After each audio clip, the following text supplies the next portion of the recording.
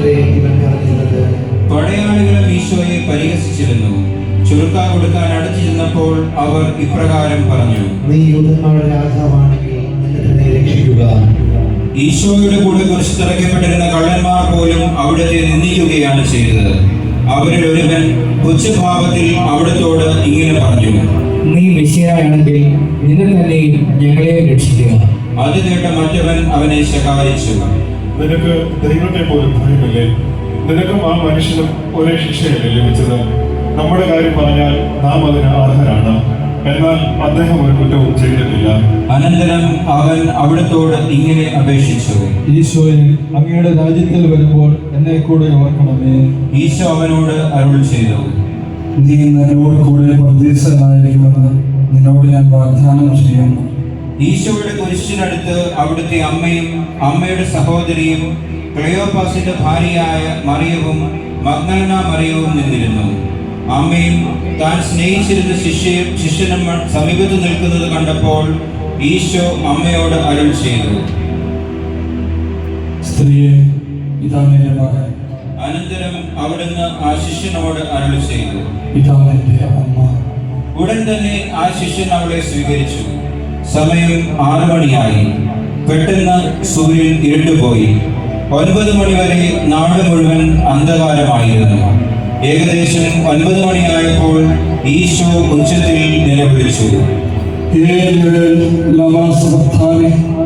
എന്റെ ദൈവമേ, എന്റെ ദൈവമേ, എന്തുകൊണ്ടാണ് അങ്ങനെ ഉപേക്ഷിച്ചത്? അടുത്തു നിന്നിരുന്നവർ അത് കേട്ട് ഇങ്ങനെ പറഞ്ഞു: ഇതാ അവൻ ഏലിയായി വിളിക്കുന്നു. അനന്തരം സമസ്തവും നിറവേറി കഴിഞ്ഞുവെന്ന് ഗ്രഹിച്ച് വിശുദ്ധ ലിഖിതത്തിന്റെ പൂർത്തീകരണത്തിനായി ഈശോ ഇപ്രകാരം അരുൾ ചെയ്തു: എനിക്ക് ഭാവിക്കുന്നു. ചുരുക്ക നിറച്ച ഒരു പാത്രം അവിടെ ഉണ്ടായിരുന്നു. ഉടനെ ഒരാൾ ഓടിച്ചെന്ന് നീർപ്പഞ്ഞിയെടുത്ത് ചുരുക്കായിൽ മുക്കി ഒരു ഞാകണമേൽ വച്ച് കെട്ടി അവിടുത്തെ അതിരത്തോടടുപ്പിച്ചു. അത് കണ്ട് മറ്റുള്ളവർ പറഞ്ഞു: നിൽക്കൂ, ഏലിയാവിനെ രക്ഷിക്കാൻ വരുമോ എന്ന് കാണട്ടെ.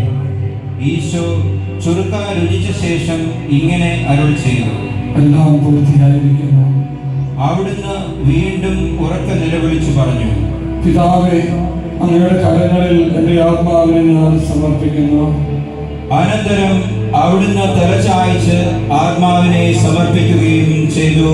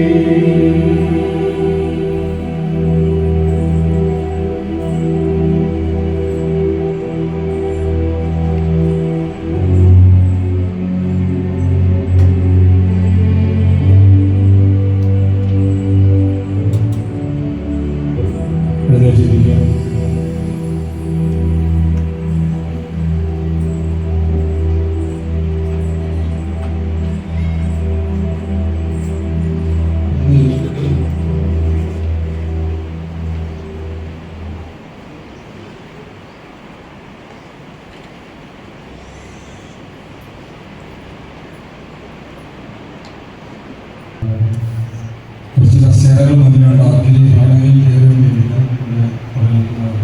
കസേരകൾ മുന്നിലുണ്ട്. ഒഴിവുണ്ട്. അതിൽ വേണമെങ്കിൽ